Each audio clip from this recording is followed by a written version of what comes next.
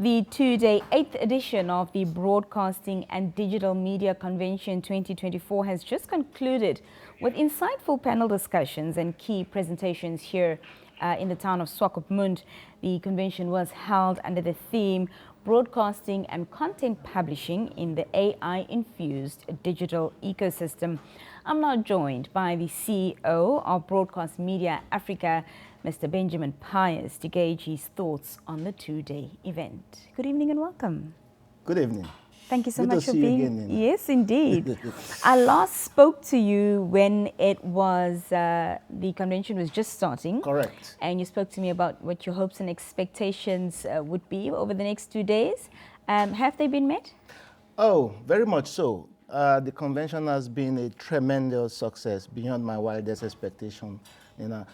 Partly because Namibians have shown us that they can host a party. They can bring something together. And apart from that, on a serious note, the first day of the convention, we had the Excellency, the Vice President, come and talk to us about issues around what we need to look out for with this AI thing that is coming. And after that, we had a series of leaders conversing, trying to figure out how we're going to map our way into this future that we are going to. And I had been part of it all over the day.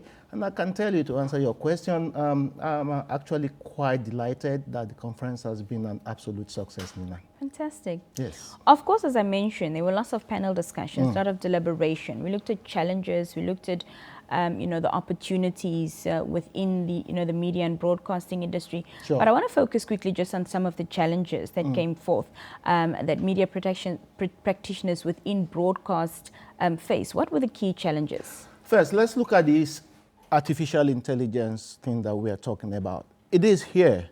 It is being deployed across the world, and certainly is being deployed in some aspects of production, media production, and media delivery with broadcasters across the continent.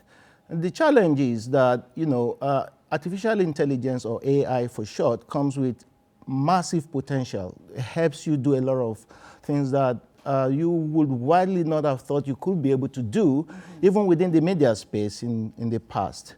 But if we don't look at the potential pitfalls, like when people then start talking about deepfakes or using it to bring out misinformation or disinform society. So as broadcasters, we need to rise up to that challenge. Apart from the usual stuff that broadcasters have been talking about, which regards the issue of funding and broadcasting organizations properly, of training the staffs properly, and also of being able to get local content within the African space so that we can present content to our people that tells the African story, instead of just people bringing content from abroad and feeding it to our populace. Those are the issues that has been tackled. So a lot of talk have been had about the investments that needs to go into this, and leaders have been talking about what sort of investment we need to bring into our spaces to be able to do our job, which, as I said in my previous conversation during the convention, broadcasters are professionals. They want to do their job. And obviously, to give them the tools to do it is how we scale that challenge and make sure that things are possible in the future, Nina. Speaking of upscaling, Mr. Pius, in your opinion, are African broadcasters not only ready but equipped to be able to, take broadcasting to that next level in terms of this, AI digital landscape? That's an excellent question, Nina. If you ask me, are they ready? Of course they are ready. They want to do it. They are eager to learn. They are eager to go in and get the job done. Are they equipped? Now, that is a trillion Namibian dollar question.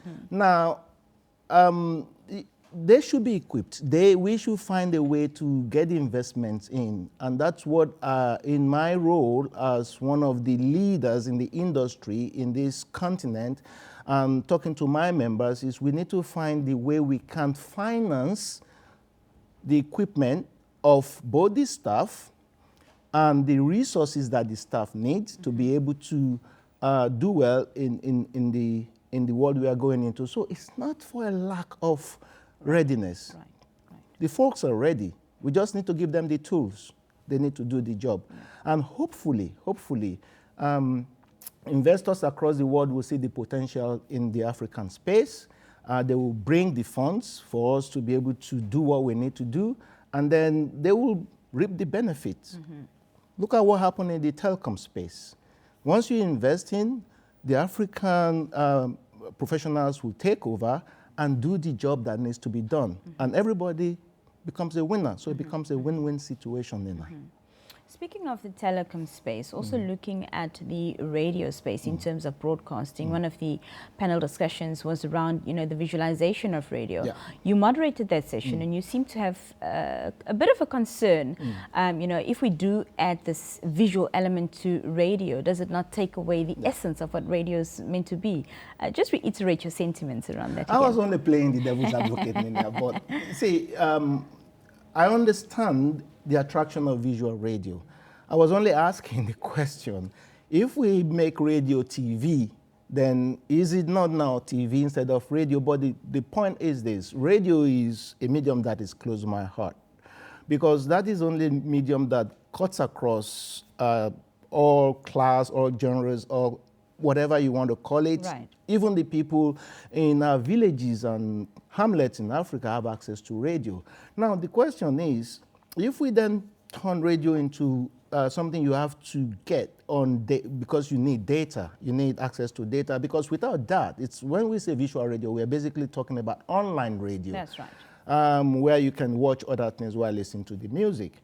I was just concerned about the universality of radio. Are we not going to truncate that and the accessibility of it? But the panelists have assured me, and they assured the audience, that it's not about killing radio traditionally because we want to do visual radio. It's about doing it appropriately and bringing it into space so that we can have a hybrid situation, so that the folks like you that can afford dollars and dollars of data can access the radio, and it brings in the youth as well.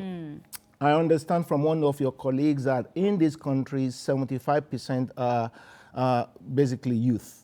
Right. And that cuts across Africa. That's the picture of Africa. So the youth will want to have a radio that they can maybe visualize. That's why we are doing it. But for those that cannot do it, there's traditional radio. So again, that is the future we are going into, and we need to embrace it as well, Nina. Yeah. Just before we let you go, Mr. Pius, were there any collaborations or promise of partnerships that came forth from this convention? Oh yes, and that's the reason why we do this. Remember when I spoke to you at the opening, you said to me that, it's all about network. We were discussing the fact that it's all about networking, people talking together and collaborating. And I'm pleased to let you know that there has been lots and lots and lots of collaboration that has been signed, both from the SABA, Southern African Broadcasters Association space, with other private entities, and also individual entities, as well as your DG, my good friend Stanley Semilo was saying the other day, that even NBC is signing agreements with some organizations to get the work done. So with that, I wouldn't be able to mention the specifics on your show, obviously, for obvious reasons, but I can assure you, and I can tell you, and I can tell your audience that lots of collaborations were in place, lots of commercial deals have been signed, and that is the reason why we do this, Nina. Yes, indeed. Well, that ended on a great note indeed, and I do thank you for your time this evening and for joining us here. I know you absolutely enjoyed your stay in Swakopmund. Oh, it's awesome. As I understand, next year you'll be in Zimbabwe. Yes, we are looking forward to going to Zimbabwe, and I want to thank the minister from Zimbabwe. He came and he said, look, you guys can come and we will host you. So we are looking forward to it, and hopefully we'll be able to see you there as well, Nina. Oh, fingers crossed on that one, Mr. Pius. Thank you so much for your time. Thank you. You're welcome. That was Mr. Benjamin Pius, the CEO of Broadcast Media Africa, speaking to us there.